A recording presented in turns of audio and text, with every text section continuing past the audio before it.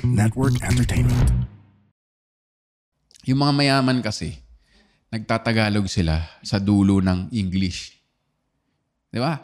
Pansinin yung mga mayaman. Yeah, can you make me sama later? Because I'm going to make bile. Yun yung mga mayaman. Yung mga hindi mayaman, nag-i-English sila sa simula ng Tagalog. Yun ang difference. Doon mo malalaman. Di ba yung mga hindi mayaman sabihin nila, need nyo ba ng bag? Di ba? Yung baliktad eh. Baliktad. Need nyo ba ng... Di ba? Actually, parang pareho lang siya. Pero yung emphasis, huwag nyo nang dissect. Pucha naman eh. Guess nyo na, di ba? Alam mo, need ko na ng bagong cellphone. Want ko na yan. Yan nakikita ko. Mine na yan.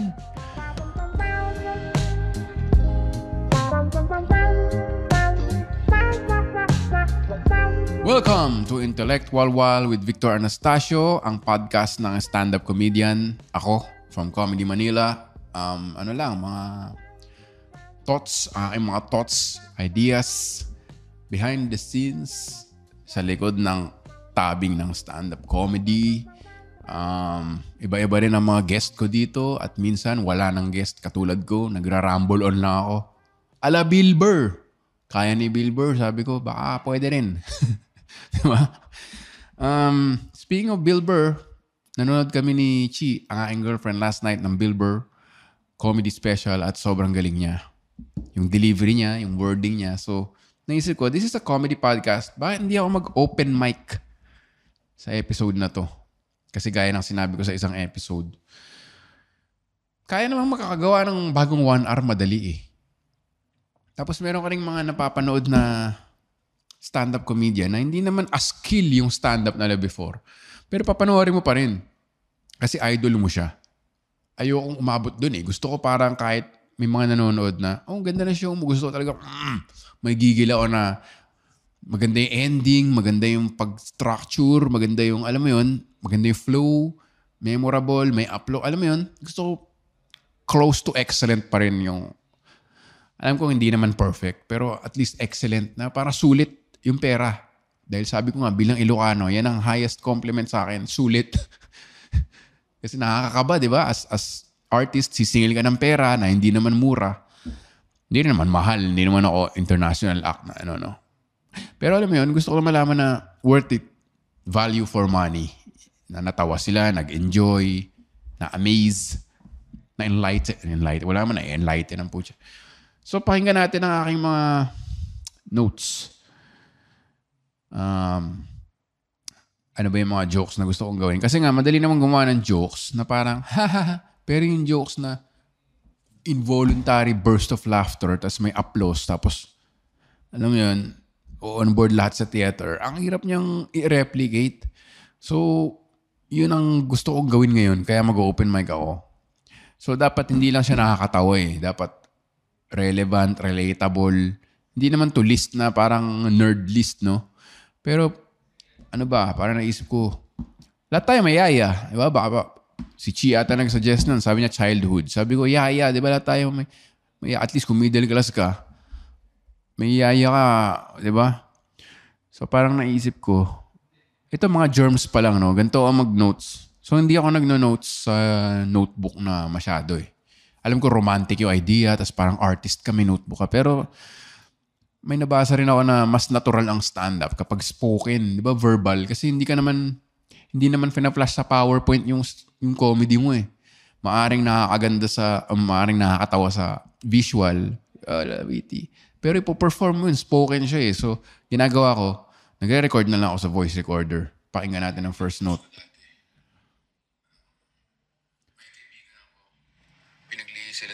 Kambal sila, pinaglihi sila sa Tetris. Nagyakapan sila, bigla sila nawala. Hindi ko alam kung narinig niyo yan, no? Pero isa sa mga joke ko dati. Yun, iniisip ko balik yung mga joke ko dati. At yung yaya, ito idea pa nga lang. Lahat tayo may yaya na sa sobrang tagal niya sa atin, naging part of the family na. Di ba? Nagiging na siyang nanay Loleng or ate Edna. Alam mo yun, yung mga gano'n, nagiging part na siya ng family. Or Lola Loleng. Di ba yun yung tawag mo? At pag wala kayong ganun, ibig sabihin, salba yung pamilya nyo. Walang tumatagal sa inyo. Parang ganun. Germ pa lang siya. Again, this is open mic, guys. Yun. Baka marinig nyo yun sa Irwin Theater. Sa next theater show ko sa August 17. Ang aga kong pinopromote. Dahil, wala eh. Yun ang next ko. So yun, di ba? Yaya. Or isa ring angle. Ayun nga. Behind the scenes siya ng pagiging comedian. Dami nagtatanong sa akin, so paano ka nag-iisip ng joke? Eh di ganito. Meron ka ng topic. Minsan yung joke buo na eh. Pero pagka sinusubukan mo talagang gumawa, as in magsulat, gumawa ng jokes actively na hindi naghihintay ng inspiration or whatever. Parang ganito eh. Kaya natin paboritong mga Pilipino si Batman dahil nakaka-relate tayo kay Alfred. Dahil lahat tayo may ganun na yaya eh. Yung binibigyan ka ng advice. Di ba? Si Alfred yung parang yaya ni Batman eh, na parang Master Bruce. Pero imbis na ganun yung advice sa atin, eh, alam mo yun, pag hindi ka tumigil dyan, kukunin ka, yung dugo mo, gagawing semento sa tulay. yun yung advice sa atin nun eh. Oo. yung mga ganun. Diba? Pag hindi ka tumigil umiyak, kukunin ka ng security guard. Yun ang So parang yun yung warning sa atin na parang sinasabi ni Alfred kay Batman. Diba? Medyo raw pa eh. Pero yun yung, diba? Tapos ito, medyo hacky. Para sa mga taong hindi alam kung yung word na hack. Hack sa stand-up comedy terms ay galing sa word na hackneyed. Ibig sabihin parang commonplace, gas-gas na. So medyo hack na. Pero parang, paano kung Pinoy si Alfred? Yung mga ganun joke. Yun, medyo hacky. Pero, alam mo yun, lagi siyang may day off. Parang, where are you, Alfred? Day off ko ngayon, sir eh. Mag-SM muna ako. Diba? Medyo corny eh. Pero baka meron dun. Kasi may ginagawa akong joke dati, yung si Batman, bilyonaryo siya. Pwede siyang gumawa ng school, ospital. Sabi ni Alfred, Master Bruce, why don't you make change the system, build schools, parks for children? Hindi. Anong gagawin mo, Master Bruce? Magbibihis akong parang paniki. Pero parang nakita ko na sa isang podcast. So parang, may nakaisip na pala nun. So yun, yaya jokes. Napaka-burgis, no?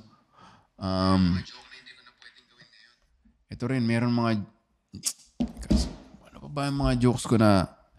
Ito, kasi sa social media ngayon, wala nang gustong umamin na mali sila. Bawal nang magkamali. Tsaka bawal magsabi ng hindi ko alam. Kasi tinuro sa atin yun sa school. Di ba? Parang kung pakinggan nyo kung paano ako gumawa ng joke, para ako nagte-TED Talk eh. Kasi may mga ideas lang na random na hindi pa naman nakakatawa. Pero di ba, sa school, tinuruan tayo na pag hindi mo alam, dapat choose the best answer pa rin. Di ba? Right minus wrong. Kapag hindi ka sumagot, ima-minus yun. So mag-circle ka lang kahit anong letter, baka sakaling chumamba. Di ba ganun tayo ng school? Huwag ka magli-leave out ng blank kasi baka chumamba. Kaya ganyan yung mga tao sa social media eh. Kaya kumakalat yung fake news. Alam mo yun, walang nagsasabi ng hindi ko alam. Lahat nagsasabi, oo, totoo yun. Hoax lahat yun eh. Di ba? Parang, kasi walang nagsasabi ng hindi ko alam. So yun, parang germ pa lang siya ng joke. Tapos, di ba dapat, baka yung punchline pwedeng, dapat ganito yung mga teachers sa school eh. Pedro, sino ang nanguna sa sigaw ng Pugadlawin? Si Andres Bonifacio, gago, wala ka naman dun ah. Diba? Hindi ko alam, parang gano'n. Or pa na magsabi estudyante na, hindi ko po alam ma'am, very good. Tandaan nyo class, walang masama sa pagsabi ng hindi ko alam. Diba? Wala ka pa naman nakitang social media argument na nag-resolve na sinabi niya, alam mo, may point ka pare. Wala eh. Lahat ngayon may sarili-sarili ng, parang gano'n. Yun, pangalawang, parang isa pang premise yun, no? Na parang baka pwede maging joke. Ano pa ba? Tsaka at least, pagka linabas ko na sa podcast, tapos kunyari, ginamit sa isang vlog o ginamit ng isang social media comedian, at least may resibo tayo na, excuse me, inanalyze ko nga yan sa podcast pa lang eh. Panoorin yung buong episode, di ba? So, ano pa ba? Yung obsession natin sa pagiging mahirap. Alam ko parang tabu topic siya, pero Diba yung Catholic Church, Church of the Poor, si Mother Teresa, ang bait kasi mabait sa mahirap. Diba? Yung mga teleserye, yung mahirap, lagi mabait. Ito, hindi siya original idea. Pero baka may punchline dun somewhere eh. Kasi lahat ng politiko, hindi ka mananalo dito kung hindi ka nag-cater kung hindi ka one with the mahirap. Alam mo yun? Hindi sa credentials eh. Hindi sa, nagano siya. Parang yung credentials mo dito sa Pilipinas, makakasama pa sa'yo eh. Parang Harvard Law. Nung yun, yaman ng putya. Harvard Law. Ito, action star. Di ba parang gano'n eh. Parang, panoorin mo ba yung mga sine niya? Linalabanan niya. Lumalaban siya para sa mahirap. Parang yun yung narrative kapag andito ka sa Pilipinas. Parang yun ang walang mahirap. Di ba parang yun yung, di ba? Kasi nga, third world country, tapos I guess, majority. Pero parang may obsession tayo dun na something. Again, hindi pa siya nakakatawa, pero yun ang naisip ko na pwedeng topic. Ano pa ba? Papakinggan ko lang guys mga record ko. Ito nakakatawa to. Yung weakness ng Pilipino ay puting nagtatagalog. Yun yung ultimate weakness natin. Yung pang may puting nagtagalog, parang bumaba si Jesucristo mismo galing sa langit. Talagang sasambahin natin eh. Alam mo yun? Alam mo yun? Parang pagputi, tas nagtagalog, parang, alam mo yun, yung brief mo magkakaroon ng onting tamod lang. Alam mo yun, lalabas ka ng, may excite ka eh. Ganun ang Pinoy. Na parang, wow, puti, nagtatagalog. Yun ang, para tayo nagnano sa Olympics. Alam ko medyo exage to mga to. Pero comedy to eh, tandaan nyo. Alam ko hindi nakakatawa, pero papunta na dun. Manood kasi kayo live. So yun, I think may something sa premise na yun. Yung puting nagtatagalog yung ating number one weakness. Feeling ko pag may isang kriminal na puti, tapos nagtagalog, mananalo yun ng presidente. Sure. Magandang umaga sa inyo. Pucha, wala. Talo na lahat ng de-debate sa kanya sa GMA, sa CNN. Magtatagalog lang yung puti. So, what can you do about the corruption in the country? Una sa lahat, mahal ko kayo. Pucha, landslide victory. Panalo yan. Puting nagtatagalog. Ayun, ginawa ko na sa previous episode ko. Isa pa pwedeng joke. Wala ka nang ma-quote ngayon na famous person kasi may makakancel na sa'yo. Alam mo yun? Ano yan dati? Na-Me Too yan? Or alam mo yun? Pro-Israel pala yun? O alam mo yun? Trump supporter pala yun? Ang hirap na mag-quote ngayon. Siguro lahat na lang ngayon parang kay Buddha. Kay Buddha mo na lang lahat. Kay Buddha na lang lahat. Kasi siya yung wala pa ako narinig na masama kay kay Buddha na ginawa niyang kalokohan. Alam mo yun, masaya lang siya. Ganyan. Lao Tzu, yung mga ganyan. Lao Tzu, di ba? Yung mga Chinese philosophers, feeling ko safe yan eh. Di ba? Marcus Aurelius. Yan, Marcus Aurelius kasi bandang mga era yan na mga nagkakarelasyon din sila sa mga lalaki. So safe ka dun na hindi siya chauvinist. Marcus Aurelius, ganun na lang. Kahit sabihin mo na parang, alam mo yung TV nakakasira yan sa kabataan. Buddha. Pwede. Kasi pag sinabi mong Ellen DeGeneres, alam mo masama siya sa crew niya. Kakancel ka na rin. Di ba? Or Will Smith. Alam mo, nanampal ng comedian yan eh. Di ba? Parang wala ka nang ma-quote ngayon eh. Yan, pwede rin yun. Alam ko lahat to, hindi pa nakakatawa, no? Pero mga ideas pa lang to na ito, pwede rin to. Dapat illegal sabihin sa ibang tao kung sino yung iboboto mo.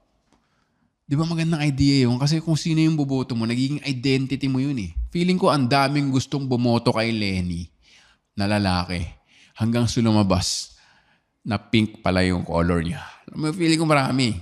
Alam mo yun, babote nila. Okay itong Robredo na to ha. Pag manamit, simple lang. Dark blue, navy.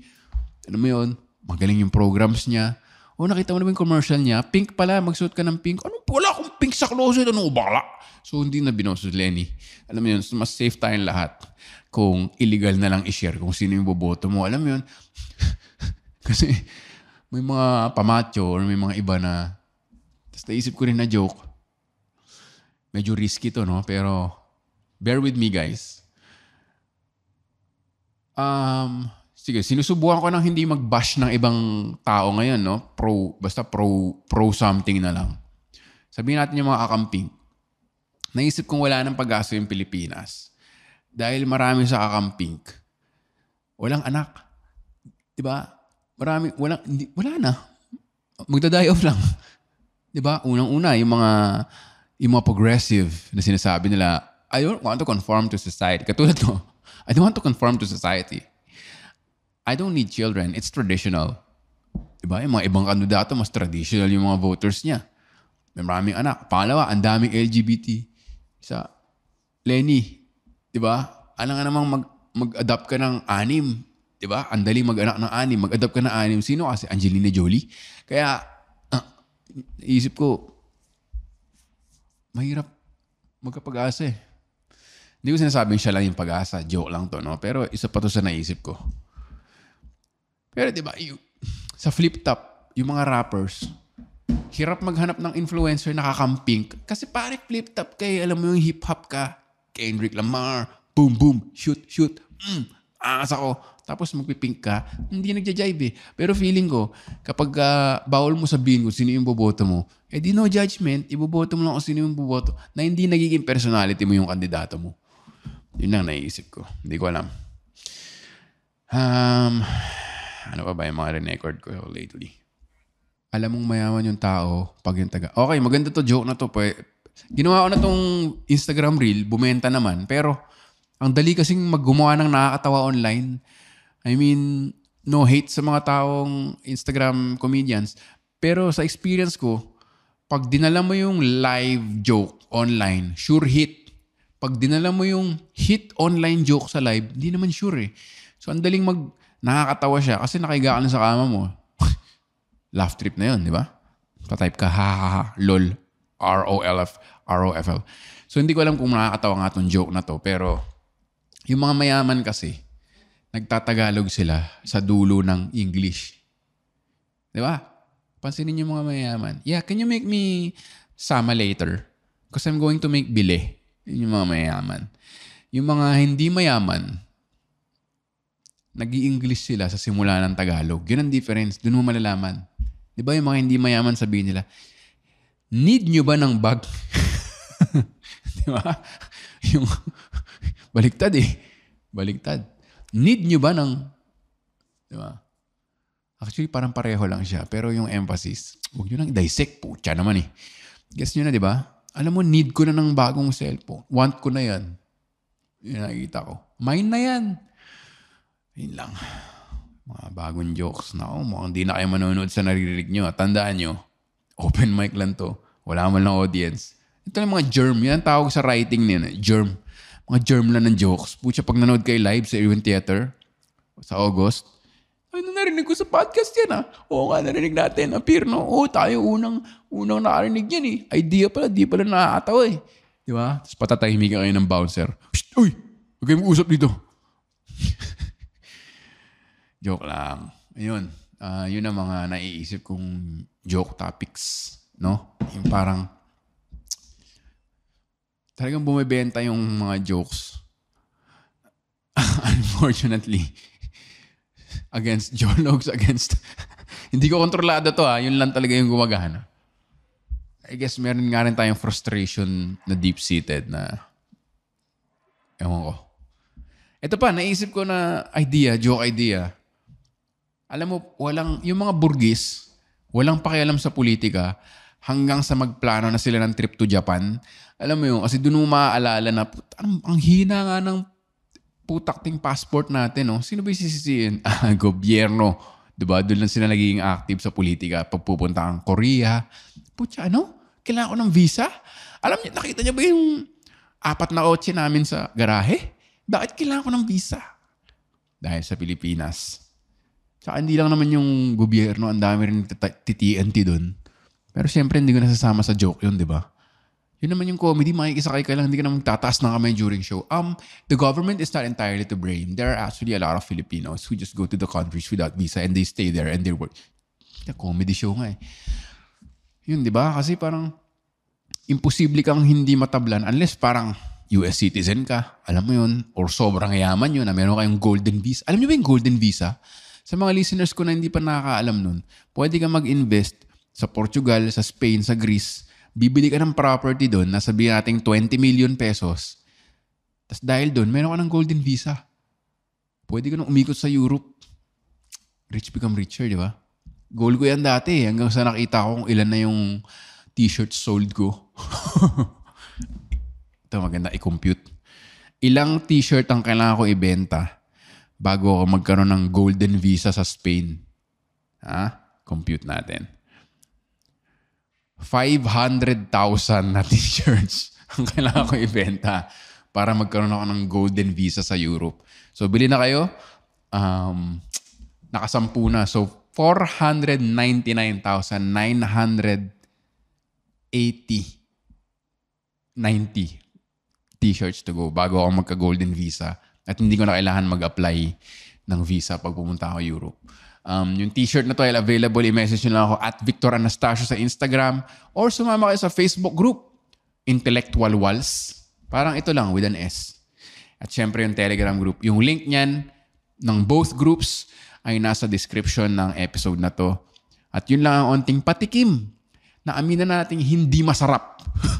Patikim na hindi masarap sa joke writing at posibleng mga jokes ko sa Irwin Theater sa August 17. Quezon City, open to the public. Hindi kailangan maging student or whatever or alumni. Yan. Medyo nakakatakot na process gumawa ng bagong material at i-perform. Pero kailangan siya.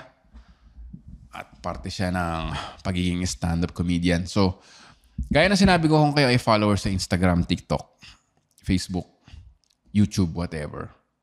Kahit yung video ay nagigitara na hindi naman maganda yung tunog, paki-like na para hindi ako mawala sa feed nyo at alaman nyo kung kailan ako may shows, etc. etc.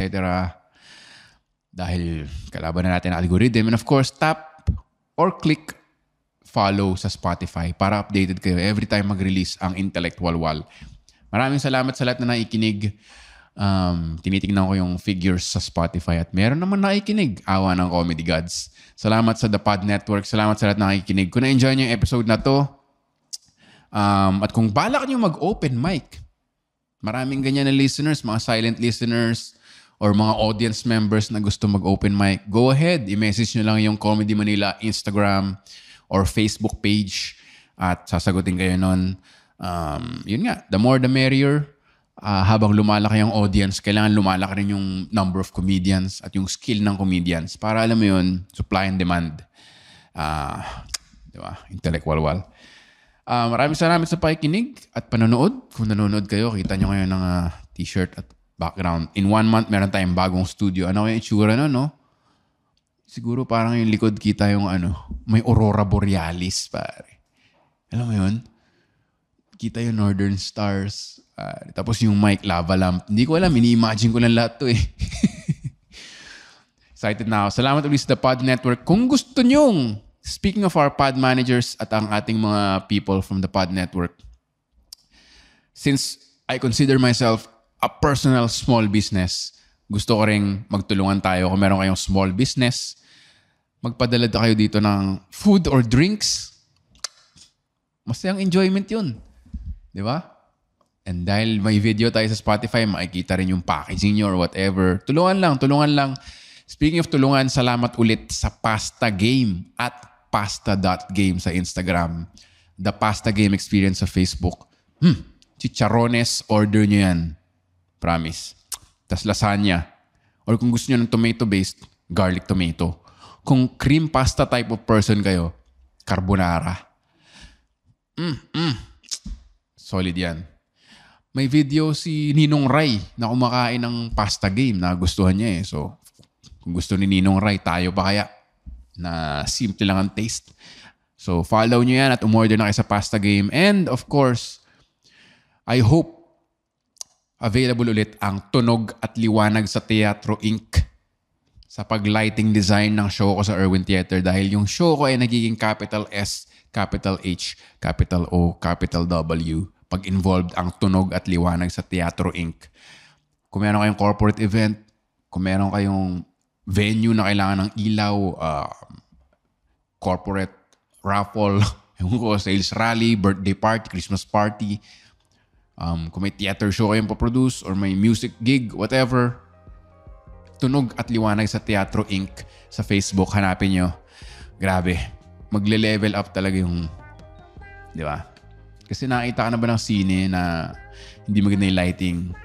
Alam mo yun, or bahay na maganda pero fluorescent lamp lang lahat ng gamit nila. Ibang klase lighting eh. So salamat sa Tunog at Liwanag sa Teatro Inc. Yun lang. Maraming salamat sa pakikinig ng episode na to. Manood kayo ng open mics, pumunta kayo ng open mics at pumunta kayo ng shows ng Comedy Manila para ma-witness nyo ang pagbuo ng mga bagong jokes, pakikinig ng bagong jokes. Masaya ang live. Nothing beats live. Nothing. So peace out. Supportahan natin ang TPN at lahat ng podcasts. Mabuhay ang comedy. Mabuhay kayo. Peace out. Till the next episode.